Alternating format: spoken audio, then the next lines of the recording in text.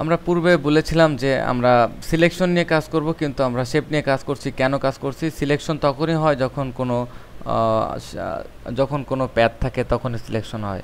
তো আমরা এখানে প্যাথ রয়েছে, আমরা এখানে সিলেকশন করতে পারছি, কিন্তু কোনো ইমেজকে এটা দিয়ে সিলেকশন না, শুধুমাত্র আমাদের প্যাথগুলোকে সিলেকশন করার জন্য আমরা সিলেকশন ব্যবহার করতে পারি।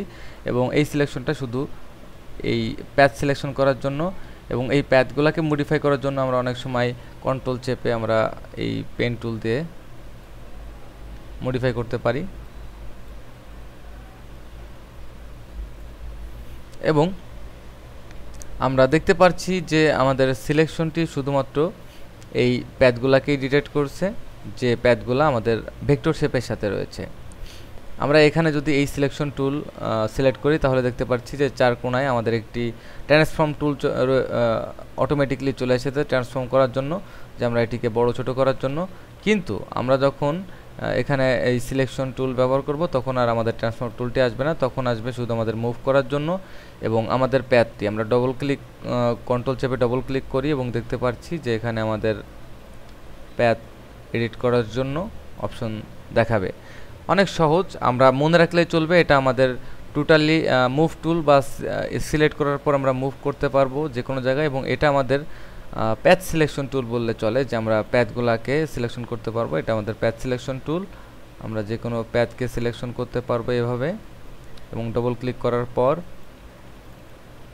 এটিকে মডিফাই করতে পারি। তো মনে রাখতে হবে, কন্ট্রোল চেপে ডবল ক্লিক করলে অটোমেটিক প্যাথগুলা আমাদের কাজ করবে, এবং এই প্যাথগুলা কাজ করবে আমাদের বেজিয়ে হ্যান্ডেল সহ।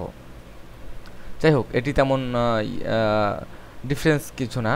আমরা অনেক সময় এটা নিয়ে কাজ করছি, কিন্তু বুঝতে পারিনি আসলে কোত্থেকে এটা কাজ করতেছি। এটা এখান থেকেই আসা।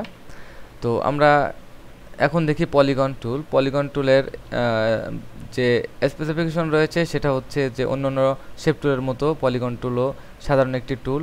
এবং এর সবথেকে মজার ব্যাপার হচ্ছে যে আমরা এখানে স্লাইডার 5 আমরা এখানে যদি 10 সিলেক্ট করে দিই, সেক্ষেত্রে আমরা ডিফারেন্স রেজাল্ট পাবো। আমরা দেখতে পাচ্ছি যে 10টা কোণ তৈরি হয়েছে।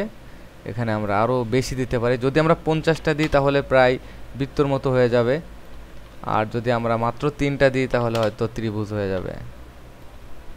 সহজ এবং তেমন কঠিন কিছুই না। নেক্সট আমরা দেখতে পাচ্ছি যে আমাদের লাইন টুল, বা লাইন তৈরি করার জন্য আমরা যে কোনো জায়গায় লাইন তৈরি করতে পারি, এবং এই লাইনটি শুধু আমাদের একটি প্যাথ হিসেবে কাজ করবে, এবং এই প্যাথটিকে আমরা যে কোনো সময় মুভ করিয়ে সরাতে পারবো। সেক্ষেত্রে আমরা যদি মুভ টুল ইউজ করি তাহলে মুভ করাতে পারবো। আর যদি আমরা এটিকে মুভ টুল সিলেক্ট করা অবস্থায় আমরা কিবোর্ড থেকে up down arrow left right দিয়ে আমরা মুভ করতে পারবো। এবং আমরা এখানে দেখতে পাচ্ছি আমাদের প্যাথ সিলেকশন, এবং প্যাথ সিলেকশন করলে আমরা এটিকে সরাতে পারবো।